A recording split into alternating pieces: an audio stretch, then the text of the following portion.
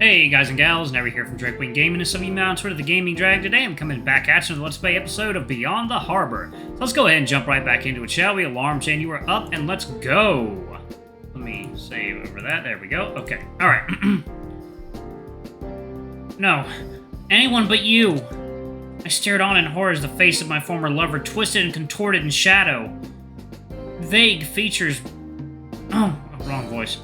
Vague features, barely visible in darkness, stared back at me. No, they stared through me. How, after all these times, after all these repeated memories, something's changed? I looked back to V, who still appeared to me as normal. Or, was this normal? Had she always looked like this? I shift my gaze down to my hands. Sure enough, they're still there, still hollow, still cold. Still alone. They're trembling. Something's changed, and it's slipping away from me. Don's face. I can distinctly remember his face. I attempt to scan my mind. Oh. I was just thinking about him earlier. Back when we...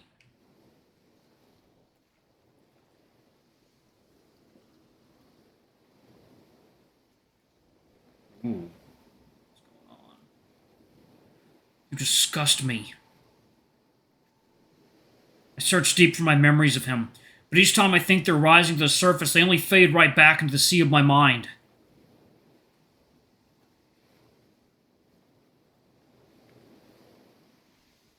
Oh. He yanks his hand out of mine, leaving me aching for his touch. Hey! I told you, me. But you... No. He crosses his heart. You, what were you to do? Touching, I tell you. Okay. The sunset. God, I hate you. You couldn't see me. Nobody could. What are you? My face. My smile. Why aren't I smiling anymore? This can't be happening to me. Please don't let this be happening to me. I stand there as the tainted cloth seeps into my skin, trying to dredge up what few memories I have left of him. My knuckles white, I grip his hoodie close to my body. These hands will decay before I ever let any of those precious few slip away from me. So swear I.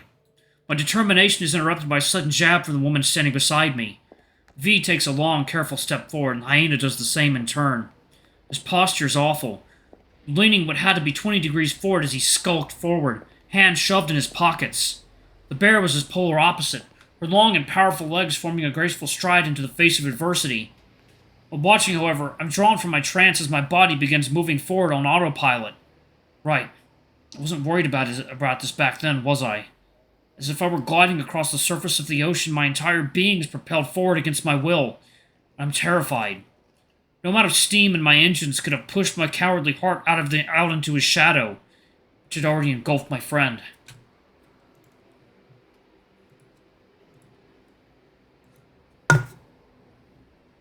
The idea that something I had formerly taken so much comfort in could fill me with so much dread tore away what little sense of self-respect I could salvage.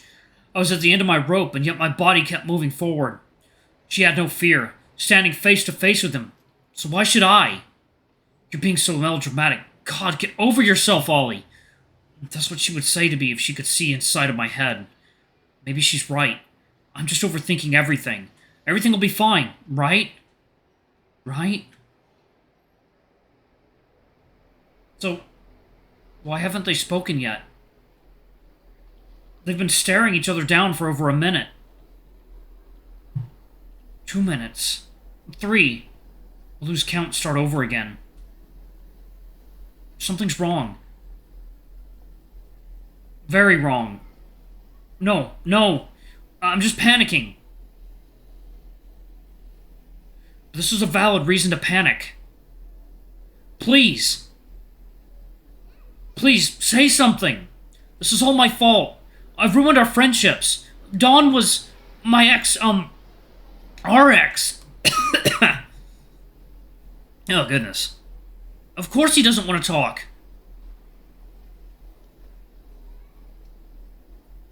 God, I'm so fucked up. If I leave, maybe they can... Maybe they can still fix things. My body won't let me leave, though. I'm stuck. I'm stuck in this place. Please, I'm begging you. Say something, please. Ahem.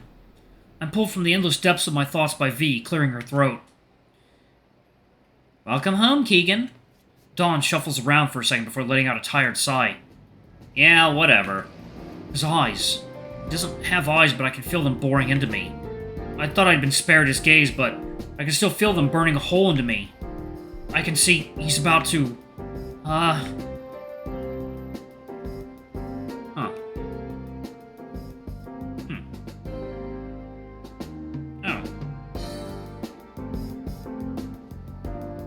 I was unsure how early you would get here.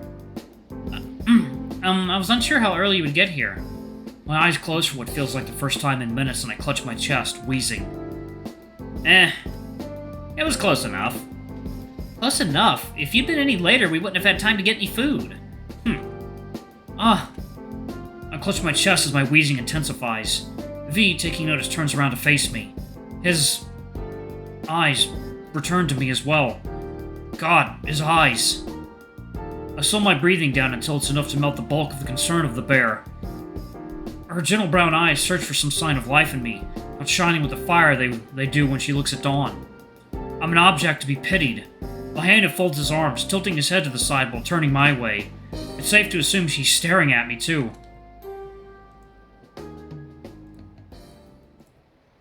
Speaking of food, her voice draws me from my intrusive thoughts, thankfully preventing another spiral. I'm not sure about you guys, but I could really go for a coffee right now. She looks back over to me. You mentioned Sirens earlier, right? It's been quite some time since I've been. Why don't we catch up there? The service isn't until this evening, so we have a bit of time to chat and get us some food in. I blink. You know, the cafe? I recall them having pretty decent coffee. My eyes are empty, like my head. And we really ought to... Yeah, sure, I haven't eaten in a while. I'd like to go too. My most vital organ beats within my skeletal form, pumping more slime throughout my body as I speak. It's settled then. Come on, I'll drive. The bear and the hyena turn to leave, but try as I might, I can't force my legs to obey and catch up to them. I stare at my friends as they get further and further away, leaving me behind to rot. This was always meant to be, wasn't it? After a while, the bear finally turns her head back towards me. Come on, Ollie! Dawn never looks back.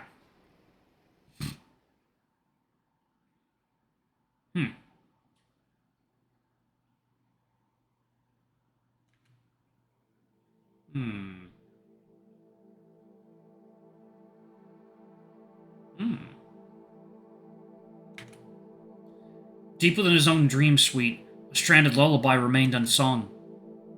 Oh, he's a stand user. He couldn't feel anymore. His fingers, long without flesh, clutched what remained of him in this world. Can you see it? The dreadful irony of someone who's given up so thoroughly, yet clings to life in some vain attempt to retain what he lost. He can't let go. And this is his greatest failure.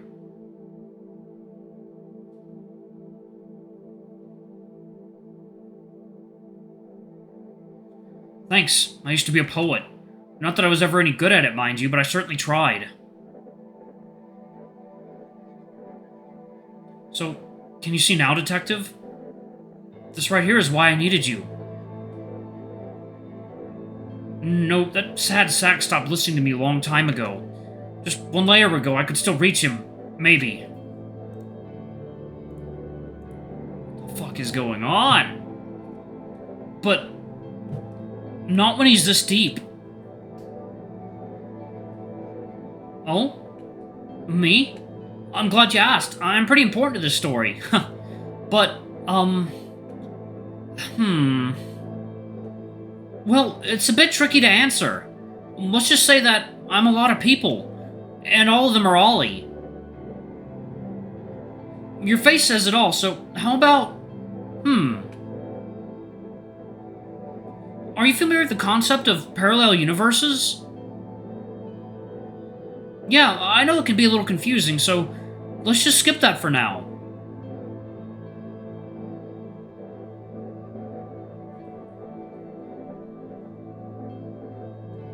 You've seen that husk over there, haven't you? V said it best back there. The thing about apathy. Shit will ruin you. Just look at what happened to him.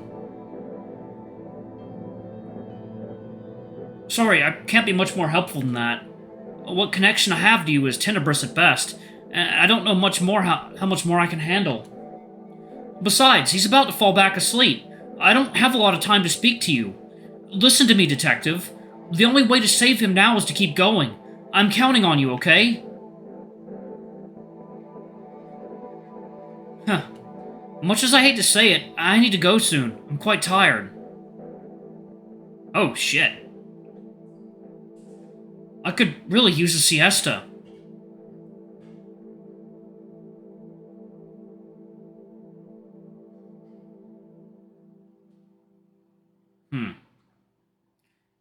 Do you miss me, Oliver? As much as I miss you? I talked to the detective. He's gonna help us. He's gonna bring you back home. It's not gonna be that much longer, I swear. Oliver, my beloved. Please, never forget. Even when nobody else will. I still love you.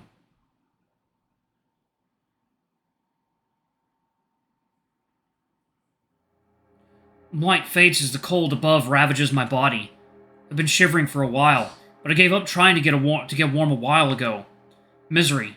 That's all I feel. No, what I'm saying is that the divide between various peoples is the result of the people holding the wealth purposely keeping the little man down.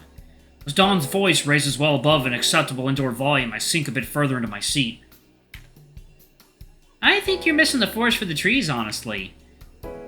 V takes another sip of her coffee as Dawn radiates an intense enough heat on my other side that I feel it burning into the back of my head. I'm gonna pause it right there, y'all. Thank y'all so much for watching. I love you all, and I shall see y'all in the next video. Bye-bye!